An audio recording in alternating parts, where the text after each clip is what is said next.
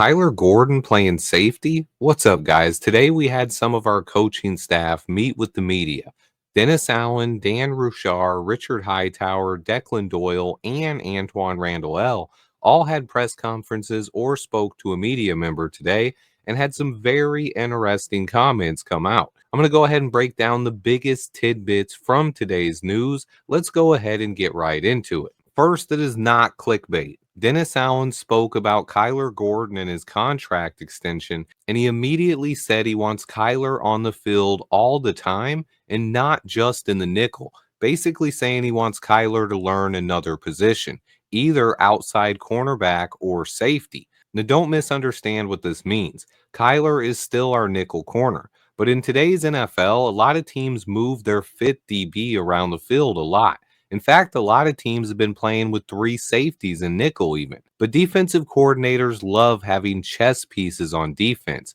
Think about how the Lions utilize Brian Branch or even how the Ravens use Kyle Hamilton. Sometimes they have them playing center field at deep safety. Sometimes they're in the box filling run lanes or blitzing the quarterback. But you can also match them up on tight ends or slot receivers. This is exactly what Dennis Allen was talking about with Kyler Gordon. He wants to get him more snaps, not less. And in New Orleans, Dennis Allen had a guy like that. It was safety Tyrann Mathieu, another hybrid type of player in the secondary. Dennis Allen loved to move him around the defense like a chess piece. He had him in New Orleans for his last 3 years. This doesn't mean he's not going to still move Jaquan Brisker around a lot, but I envision Kyler Gordon as a new era type of defensive back that can play safety or corner and move around the defense. I think Kyler would excel in that role. His ball skills and elite athleticism translate perfectly to the safety position, but his abilities near the line of scrimmage, his talent at defending slot receivers, all of that gives him ultimate flexibility. But Dennis Allen made it clear they want Kyler on the field all the time. If it doesn't come at safety, he could also take Tyreek Stevenson's spot as the second cornerback, at least when we go to base formation. I prefer his second position to be at safety over outside corner. I think his skills translate there better, although he would transition seamlessly to outside corner. He's played there before, but I think he has more upside in that hybrid role where he can play nickelback and free safety. That is what I want to see. I already think Kyler is a Pro Bowl caliber player, but being able to utilize his strengths and be on the field more is only going to help him going forward. We're still waiting official details on Kyler's contract extension, but so far it sounds like his deal is going to be a 3-year extension, roughly 13.3 million per year, with 2026 and 2027 being fully guaranteed and him having no guarantees in 2028.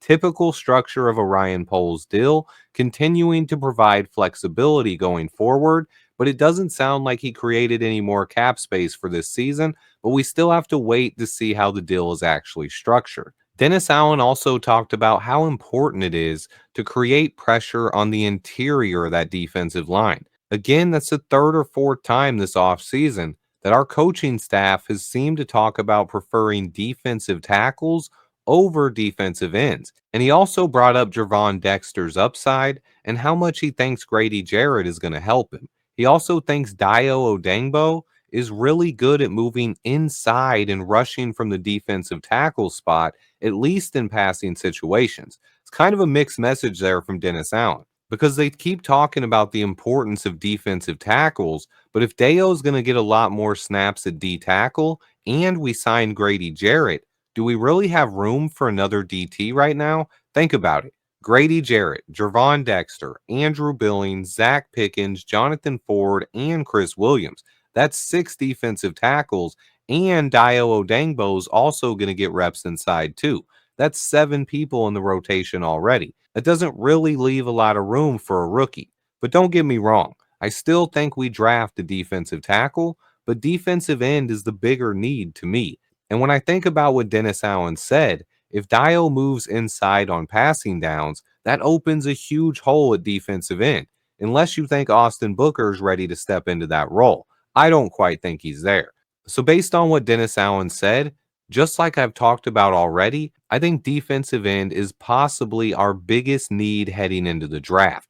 I still believe we need to take at least one pass rusher in our first 3 to 4 picks. But speaking of defensive tackle, both Kenneth Grant and Derek Harmon are being linked to the Bears right now. Maybe our backup plan, if none of the blue chip prospects fall to us, is to grab one of those guys at D tackle. Kenneth Grant and Derek Harmon are both studs. This draft is going to be fun. But there were also some really good quotes from the rest of the coaching staff as well. Dan Ruchar talked about our left tackle position, and he spoke very highly of Braxton Jones, saying as long as he's healthy, he's our left tackle, and that they have confidence in him at the position as well.